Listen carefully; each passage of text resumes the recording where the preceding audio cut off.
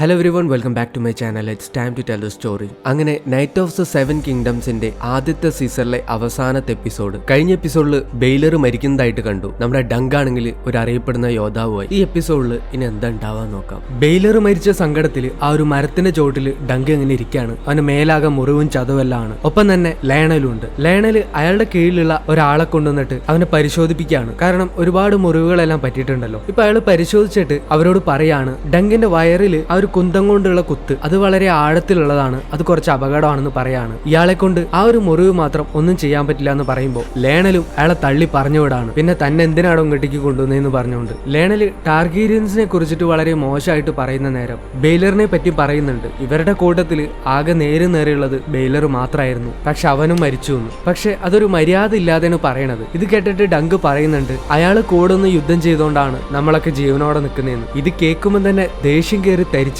Lionel അവനോട് ചാടിക്കേറി പറയാണ്, അപ്പോ ഹംഫ്രി ഹാർഡിങ്ങോ അവന്റെ സഹോദരനോ അവര് രണ്ടുപേരും നിന്റെ മനസ്സിലില്ലേന്ന്. ഞങ്ങളാണ് നിനക്ക് വേണ്ടി റിസ്ക് എടുത്തത്, ബെയ്ലർ അല്ല. ബെയ്ലർ അവന്റെ കുടുംബത്തിനെതിരാണ് മത്സരിച്ചത്. അവനറിയാം അവരവനെ ഒന്നും ചെയ്യില്ല എന്ന്. പക്ഷെ ഞങ്ങള് ജീവൻ പണയം വെച്ചിട്ടാണ് നിന്റെ കൂടെ നിന്നെന്ന്. ഞങ്ങളാരും നിന്റെ മനസ്സിലില്ലേന്ന് പറയാണ്. എന്തെന്നെയായാലും ലേണലിന് ഈ ഒരു ട്രയൽ ഓഫ് 7 പങ്കെടുത്തതിൽ അഭിമാനം തന്നെയാണ്. കാരണം ഇത് അങ്ങനെ നടക്കാറില്ല. 100 വർഷത്തിന് ശേഷമാണ് ഇപ്പീ നടന്നേക്കുന്നത്. അങ്ങനെ ലേണലും ഒരു ചരിത്രത്തിന്റെ ഭാഗമായെന്നുള്ള സന്തോഷമാണ് പുള്ളിക്ക്.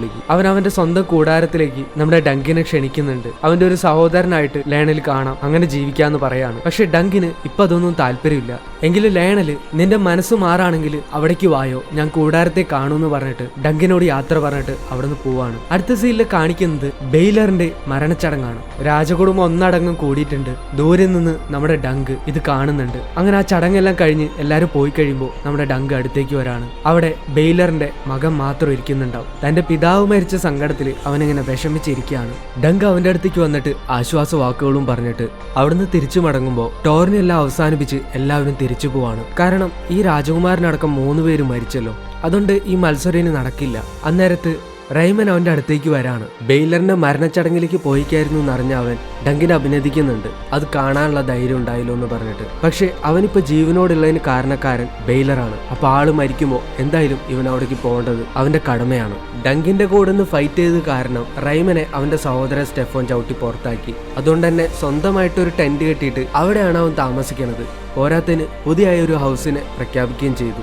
അവന്റെ മുദ്ര ഗ്രീൻ ആപ്പിളായിട്ട് കൊടുക്കുകയും ചെയ്തു. എന്നിട്ട് അവൻ പറയുന്നുണ്ട്, സ്റ്റെഫോന്റെ ആ പഴുത്ത ചീഞ്ഞ ആപ്പിളിനേക്കാളും നല്ലത് എന്തുകൊണ്ട് ഗ്രീൻ ആപ്പിൾ തന്നെയാണെന്ന് അവന് തോന്നിയെന്ന്. റൈമനെ ഓർത്ത് ഡങ്കിന് സന്തോഷമേ ഉള്ളൂ. പക്ഷെ ഇപ്പോഴും ബെയ്ലർ മരിച്ച ആ ഒരു സങ്കടമാണ് അവന്റെ ഉള്ളിൽ. തനിക്ക് വേണ്ടി തന്റെ കൂടെ നിന്ന ആ ഒരു മനുഷ്യൻ താൻ കാരണം മരിച്ചോ എന്നൊരു ഗിൽട്ടാണ് ഡങ്കിന്. ഇനി ആളുകൾ എല്ലാവരും അങ്ങനെ അവനെ കാണുള്ളൂ എന്നുള്ള ഒരു തോന്നലാണ് അവന്. ഈ ടൈമിൽ ഭടന്മാര് വരാണ്. രാജാക്കന്മാര് ഡങ്കിനെ വിളിപ്പിച്ചേക്കാണ്, അതായത് മേക്കറിന് ഡങ്കിനെ കാണണോത്രേ. ഇപ്പൊ റൈമൻ ആണെങ്കിൽ മുമ്പിലോട്ട് വന്നിട്ട് അവരോട് പറയാണ്, രാജാക്കന്മാര് കാരണം ഇവൻ കുറെ അനുഭവിച്ചു, ഇനി അവൻ വരില്ല എന്ന് പറയാണ്. പക്ഷെ ഡങ്ക് ആണെങ്കിൽ തനിക്കൊന്നും വരില്ല എന്ന് പറഞ്ഞിട്ട് അവനോട് യാത്ര പറഞ്ഞ് അവിടുന്ന് പോവാണ്. ഇതിനിടയ്ക്ക് മറ്റൊരു കാര്യം കൂടെ നടക്കുന്നുണ്ട്. തുടക്കത്തിൽ കണ്ട ആ ഒരു പ്രോസ്റ്റിറ്റ്യൂട്ട് പെണ്ണുണ്ടല്ലോ, ആ പെണ്ണിനെ റൈമൻ കെട്ടിയിരിക്കുകയാണ്. ഈ ഒരു ഫൈറ്റ് എല്ലാം കഴിഞ്ഞപ്പോൾ അവന്റെ സഹചാരിയായി കൂടിയതാണ് അവള്. അങ്ങനെ ഡങ്ക് അവനെ അഭിനന്ദിച്ചിട്ട് അവിടെ നിന്ന് പോവാണ്. ഇപ്പോ മേക്കർ അവനോട് കുറച്ച് കാര്യങ്ങൾ പറയുന്നുണ്ട്. തന്റെ സഹോദരൻ മരിച്ചത് പ്രതീക്ഷിക്കാതെ നടന്നതാണെന്നും ആളുകൾ ഇനി അവൻ മരിച്ചതിന് കാരണക്കാരൻ താനാണെന്ന് കുറ്റപ്പെടുത്തിക്കൊണ്ടേ ഇരിക്കുമെന്നെല്ലാം പറയുന്നുണ്ട്. പക്ഷേ മേക്കർ ഇപ്പോൾ അവനെ വിളിപ്പിച്ചിരിക്കുന്നത് വേറൊരു കാര്യത്തിന് വേണ്ടിയിട്ടാണ്. അവന്റെ മകനെ നമ്മുടെ ഹെഡ്ജിനൈറ്റ് ആയിട്ടുള്ള ഡങ്ക് പരിശീലിപ്പിക്കണം എന്ന് പറഞ്ഞുകൊണ്ട്. കാരണം അയാളുടെ ആകെയുള്ള ഒരു പ്രതീക്ഷ ഇനി എഗ്ഗാണ്. മൂത്ത മകൻ ഒരു കള്ളുടിയനായി, രണ്ടാമത്തെ മകനാണെങ്കിൽ ഒരു ക്രൂരനും ആരോടൊരു ദയയില്ലാത്തവനായി, പിന്നെയുള്ള മകൻ എയ്മനാണെങ്കിൽ ഒരു മേസ്റ്റർ ആക്കാനുള്ള തീരുമാനമാണ്. ഇനി ആകെയുള്ളത് എഗ്ഗാണ്. അവനെങ്കിലും ഭാവിയിലെ രാജാവണമെന്നാണ് പുള്ളിയുടെ ആഗ്രഹം. പക്ഷെ ഡങ്ക് കൊട്ടാരത്തിൽ നിന്നുകൊണ്ട് പരിശീലിപ്പിക്കണം. രാജകുമാരനെ പരിശീലിപ്പിക്കുന്ന ഒരു ബെനഫിറ്റും പ്രത്യേക പരിഗണനയും ഡങ്കിനുണ്ടാവും. പക്ഷെ ഡങ്ക് ഈ ഒരു ഓഫർ നിരസിക്കുകയാണ്. അവൻ പറയാണ്, ഞാൻ രാജകുമാരന്മാരായിട്ടുള്ള എല്ലാ പരിപാടിയും നിർത്തിയെന്ന്, എനിക്ക് മതിയായി എന്ന് പറയാണ്. ഇതൊരു നല്ല ഓഫർ ആയിരുന്നു. പക്ഷെ അവൻ ഈ പറഞ്ഞ പോലെ തന്നെ അവൻ മടുത്തിരിക്കുകയാണ്. നമ്മുടെ എഗ്ഗ് ആണെങ്കിൽ ഇതെല്ലാം ഒളിഞ്ഞിരുന്ന് കേൾക്കുന്നുണ്ട്. അവൻ പുറത്തേക്ക് ഇറങ്ങുമ്പോൾ എഗ്ഗ് അവിടെ അവനെ കാത്തിരിക്കുന്നുണ്ടാവും. ഡങ്കിനോട് വേദനയുണ്ടോ എന്നെല്ലാം ചോദിക്കുന്നുണ്ടെങ്കിലും ഡങ്ക് അവനോട് മറുപടി ഒന്നും പറയില്ല. അവനെല്ലാം കൊണ്ടും മടുത്തു. എഗ്ഗിനോട് പഴയ പോലെ ഒന്നും അവന് സംസാരിക്കാനായിട്ട് പറ്റണില്ല. അങ്ങനെ അവൻ അവിടെ നിന്ന് ഇറങ്ങുമ്പോൾ ഒരു ഫ്ലാഷ് ബാക്ക് കാണിക്കുകയാണ്. എർലനും അവനുമായിട്ട് ഒരു സംഭാഷണത്തിലാണ്. എർലൻ കുറെ യോദ്ധാക്കളുടെ പഴയ കഥയെല്ലാം പറയാണ്. അന്നേരത്ത് നമ്മുടെ ഡങ്ക് അങ്ങോരോട് ചോദിക്കുന്നുണ്ട്, എന്തുകൊണ്ടാണ് സാർ എന്നെ ഇതുവരെ ഒരു യോദ്ധാവായി പ്രഖ്യാപിക്കാത്തതെന്ന്. അതായത് എർലൻ ഡങ്കിനെ ഒരു യോദ്ധാവായിട്ട് പ്രഖ്യാപിച്ചിട്ടില്ല. അങ്ങനെയാണ് ഇതിന്ന് മനസ്സിലാക്കാൻ പറ്റണത്. അതിന് മറുപടി പറയും മുമ്പേ എർലൻ മരിച്ച പോലെയല്ല ഇരിക്കുന്നുണ്ട്. പക്ഷെ അതൊരു തെറ്റിദ്ധാരണയായിരുന്നു. ഡങ്കും പെട്ടെന്ന് ആള് മരിച്ചു എന്നെല്ലാം വിചാരിക്കുന്നുണ്ട്. പക്ഷെ ആക്ച്വലി എർലൻ അധികം വൈകാതെ തന്നെ മരിച്ചിരുന്നു. അതായത് ആ ഒരു സമയത്ത് തന്നെ. ഈ ഒരു സ്ഥലം കണ്ടാൽ അറിയാം, കാരണം അവിടെ വെച്ച് തന്നെയാണ് എർലൻ മരിച്ചതും. തുടക്കത്തിൽ എർലനെ കുഴിച്ചിട്ടേക്കുന്നതും അവിടെ തന്നെയാണ്. അതിനിടയിൽ ഇനി എർലൻ നമ്മുടെ ഡങ്കിനെ യോദ്ധാവായി പ്രഖ്യാപിച്ചിരുന്നോ എന്നൊന്നും അറിയില്ല. പക്ഷെ മുമ്പ് റൈമനെ യോദ്ധാവാക്കേണ്ടി വന്നപ്പോ ലയണലിനോട് ചെയ്യാൻ പറഞ്ഞതെല്ലാം വെച്ച് നോക്കുമ്പോൾ മേ ബി ശരിയായിരിക്കാം. യോദ്ധാവല്ലാത്ത ഒരാൾക്ക് മറ്റൊരാളെ യോദ്ധാവാക്കാനായിട്ട് പറ്റില്ലല്ലോ. ആ ഒരു ഫ്ലാഷ് ബാക്കിൽ എർലൻ പറയുന്ന കഥ എർലന്റെ ആ ഒരു പെനി ട്രീ എന്ന ഒരു സ്ഥലത്തെ പറ്റിയിട്ടാണ്. ആളുടെ നാട്ടില് യോദ്ധാക്കന്മാര് യുദ്ധത്തിന് പോകുന്നതിന് മുമ്പ് ഒരു പെനി ഒരു മരത്തിൽ തറച്ചു വെക്കുന്നതാണ്. അവര് പറഞ്ഞിട്ട് പോവാ, യുദ്ധം കഴിഞ്ഞ് തിരിച്ചു വരുമ്പോൾ അവർ ആ പെനി തിരിച്ചെടുക്കുന്നതാണ്. പക്ഷെ മിക്കവരും തിരിച്ചു വന്നിട്ടില്ല. അതുകൊണ്ടാണ് ആ ഒരു നാടിന് പെനി ട്രീ എന്ന് പേര് വന്നത്. പിന്നെ കാണിക്കുന്ന സീനില് പ്രസന്റില് നേരത്തെ കണ്ട ആ ഒരു ഫൈറ്റിൽ മരിച്ച ബീസ്ബെറി വംശത്തിലെ ആ ഒരു യോദ്ധാവ് പുള്ളിയുടെ മരണച്ചടങ്ങാണ്. പുള്ളിയുടെ ശരീരം വെച്ചിരിക്കുന്നത് തേനീച്ചക്കൂട് പൊതിഞ്ഞ ഒരു പെട്ടിയിലാണ്. അത് ഈ ബീസ്ബെറീസിന്റെ ഒരു ആചാരാണത്രേ. ഈ ഒരു മരണച്ചടങ്ങില് ഡങ്ക് മറ്റൊരാളെ കൂടെ കാണാണ്, ഡെയ്റെ. ഡങ്ക് അവനടുത്തേക്ക് വന്നിട്ട്, നീയും നിന്റെ കുടുംബം കാരണമാണ് ഇത്രയും പേരുടെ മരണത്തിന് കാരണമായത്, എന്നിട്ട് ഇയാളുടെ എന്നെ ചടങ്ങിന് വരാനായിട്ട് നാണമില്ല എന്നെല്ലാം ചോദിക്കുന്നുണ്ട്. പക്ഷെ ഡെയ്റെ വന്നിരിക്കുന്നത് എഗ്ഗിനെ ഇവൻ ഏറ്റെടുക്കണം, മേക്കർ പറഞ്ഞ പോലെ നീ എഗ്ഗിനെ പരിശീലിപ്പിക്കണം എന്നെല്ലാം പറയാൻ വേണ്ടിയിട്ടാണ്. അതിനു വേണ്ടിയിട്ട് അഭ്യർത്ഥിക്കാൻ വേണ്ടിയിട്ടാണ് അവൻ വന്നിരിക്കുന്നത്. എന്നിട്ട് അവൻ പറയാണ് അവൻ ഒരിക്കലും ഏരിയോണ്ട പോലെ ആവാനായിട്ട് പാടില്ല. എന്നിട്ട് അവനെ പറ്റി പറയുന്നുണ്ട്, ഏരിയോൺ ഇങ്ങനെയൊന്നും ആയിരുന്നില്ല, അവൻ ചെറുപ്പത്തിലെ ഒരു നല്ല കുട്ടിയായിരുന്നു. പക്ഷെ ഈ രാജാക്കന്മാരുടെ കൂടെ വളർന്ന് അവൻ ഇങ്ങനെ ആയതാണെന്നല്ല. അതുപോലെ എഗ്ഗും ആവാൻ പാടില്ല എന്നാണ് ഡെയ്റും പറയണത്. അതുകൊണ്ടാണ് ഡങ്കിനോട് അവനെ പരിശീലിപ്പിക്കണമെന്നെല്ലാം പറയുന്നത്. ഇതേ സമയം പരിക്കേറ്റ് കിടക്കുന്ന ഏരിയോണെ കാണുന്നുണ്ട്. ഏരിയോണെ ഉറങ്ങിക്കിടക്കുന്ന സമയത്ത് കുത്തി കൊല്ലാൻ വേണ്ടിയിട്ട് നമ്മുടെ എഗ്ഗ് വരാണ്. അവൻ അത്രയ്ക്കും ദേഷ്യമാണ് അവനെ. ആ ഒരു വെള്ളമുടി അവന്റെ തലയിൽ വരുമ്പോൾ അവന് വീണ്ടും ഏരിയോൺ ഓർമ്മ വരാണ്. പക്ഷെ ഇതെല്ലാം കണ്ടുകൊണ്ട് മേക്കർ അവിടെ നിൽക്കുന്നുണ്ടാവും. അവൻ എഗ്ഗിനെ കെട്ടിപ്പിടിച്ചിട്ട് ആശ്വസിപ്പിക്കുകയാണ്. ഇതേ സമയം മേക്കറുടെ അടുത്തേക്ക് ഒരു ബടം വന്നിട്ട് പറയാണ്,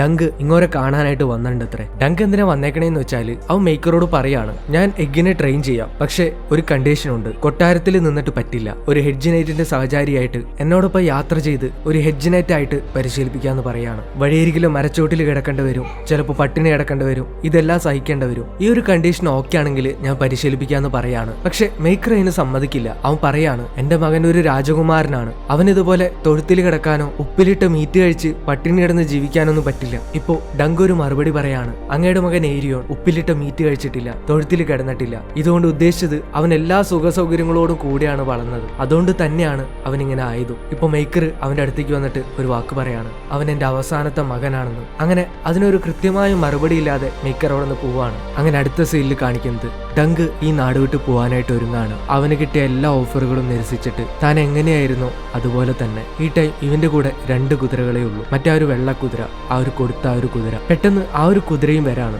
സംഭവം എന്താന്ന് വെച്ചാല് റൈമൻ അവന്റെ ആ ഒരു സുഹൃത്ത്, അവൻ ഇവനോടുള്ള സ്നേഹം കൊണ്ട് ആ ഒരു കുതിരനെ തിരിച്ചു വാങ്ങിച്ചു കൊടുക്കാണ്. അവനും റൈമനോട് ഒരുപാട് നന്ദി പറയാ. റൈമൻ ഇവനോട് ചോദിക്കുന്നുണ്ട് ലേണലിന്റെ കൂടെ പോയിക്കൂടെയെന്ന്. അതെന്തിനാ നിരസിച്ചെന്നെല്ലാം പറയുന്നുണ്ട്. പക്ഷെ ഡങ്കിന് അതിനൊന്നും താല്പര്യമില്ല എന്ന് പറയാണ്. അവന് അവന്റേതായ കാഴ്ചപ്പാടുകളുണ്ട്. അവൻ എങ്ങനെയായിരുന്നു അതുപോലെ തന്നെ മുന്നോട്ട് പോയാൽ മതി എന്നാണ് അവന്. സംഭവം അവനെല്ലാം കൊണ്ടും മടുത്തു. അതാണ് കാരണം. റൈമന്റെ പ്ലാൻ എന്താന്ന് വെച്ചാല് അവന്റെ പൂർവികര് ചെയ്തിരുന്ന പോലെ തന്നെ ആ ഒരു ആപ്പിൾ ഫ്രൂട്ടിന്റെ വാറ്റ് ബിസിനസ് തുടങ്ങാനുള്ള പരിപാടിയാണ്. റൈമനോട് എത്ര നന്ദി പറഞ്ഞാലും തീരില്ല.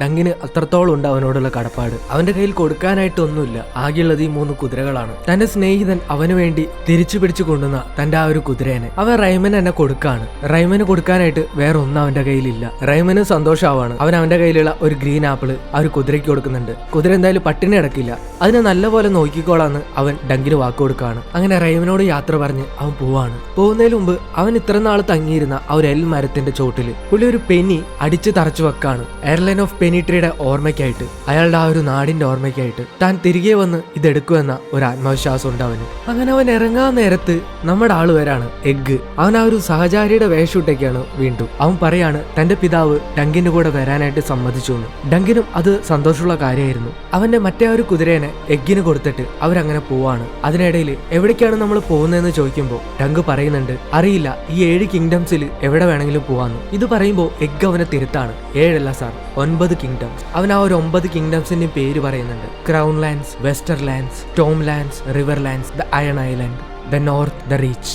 നോർത്ത് എന്ന് പറയുമ്പോൾ എനിക്ക് ജോൺ സ്നോൻ ഓർമ്മ വരാണ്. അതെന്തോ ആവട്ടെ, ദ വെയിൽ ഓഫ് ആരിൻ ആൻഡ് ഡോൺ. ഇത് ഡങ്കിന് പോലും അറിയാത്ത കാര്യമാണ്. പക്ഷെ ഇവ രാജകുമാരനായതുകൊണ്ട് തന്നെ ഇവന് എല്ലാത്തിനെയും പറ്റിയുള്ള ധാരണയുണ്ട്. അവനിപ്പോ ഡങ്കിനോട് പറയാണ്, നമുക്ക് റെഡ് മൗണ്ടൈൻസിന് അപ്പുറമുള്ള ഡോണിലേക്ക് പോവാം, അവിടെ നല്ല ബൊമ്മകളിയൊക്കെ കാണാന്ന് പറയാണ്. സംഭവം എന്താന്ന് വെച്ചാല് അവനറിയാം ഈ ഡങ്കിന് ഇഷ്ടമുള്ള നമ്മുടെ ആ ഒരു ടാൻസൽ ഉണ്ടല്ലോ, പുള്ളിക്കാരത്തിന്റെ നാട് കടത്തിരിക്കുന്നത് ആ ഒരു ഡോണിലേക്കാണ്. അതുകൊണ്ട് തന്നെയാണ് അവൻ അങ്ങനെ പറയണത്. എഗ് അവിടെ കണ്ടിട്ടില്ല, നമുക്ക് അങ്ങടേക്ക് പോവാന്ന് പറയാണ്. അങ്ങനെ ഡങ്കും അതിന് സമ്മതിക്കാണ്. അവര് രണ്ടുപേരും കൂടെ പോകുന്നത് കാണിക്കുമ്പോൾ ഇവരുടെ പിന്നിലായിട്ട് ആ ഒരു വെള്ള കുതിരയമേല് ഡങ്കിന്റെ ആശാനായിട്ടുള്ള അയർലൻഡ് ആത്മാവ് മറ്റൊരു ദിശയിലേക്ക് തിരിഞ്ഞു പോകുന്നതായിട്ട് കാണാം. അവിടെ വെച്ച് ഈ സിനിമ അവസാനിക്കാണ്. ഇതേ ടൈമില് മറ്റൊരു സീനൂടെ കാണിക്കുന്നുണ്ട്. ഇവിടെ ടാർഗേരിയൻസ് എല്ലാവരും തിരിച്ചു പോവാണ്. അടികൊണ്ടിരിക്കുന്ന എരിയോണിയും കള്ളും കുടിച്ച് കുതിരപ്പുറത്ത് പോണ ഡെയ്റനെയും കാണിക്കുന്നുണ്ട്. ഇതേ ടൈമില് മേക്കർ ആരെയോ നോക്കാണ്. അത് വേറെ ആരുമില്ല, നമ്മുടെ എഗ്ഗിനെയാണ്. ഇവനിത് എവിടെ പോയിന്നാണ് അയാൾ ആലോചിക്കുന്നത്. സംഭവം എഗ്ഗ് നമ്മുടെ ഡങ്കിന്റെ കൂടെ പോയത് ഇയാൾ അറിഞ്ഞിട്ടേ ഇല്ല. അവൻ ഡങ്കിനോട് കള്ളം പറഞ്ഞതായിരുന്നു. തന്റെ പിതാവാണ്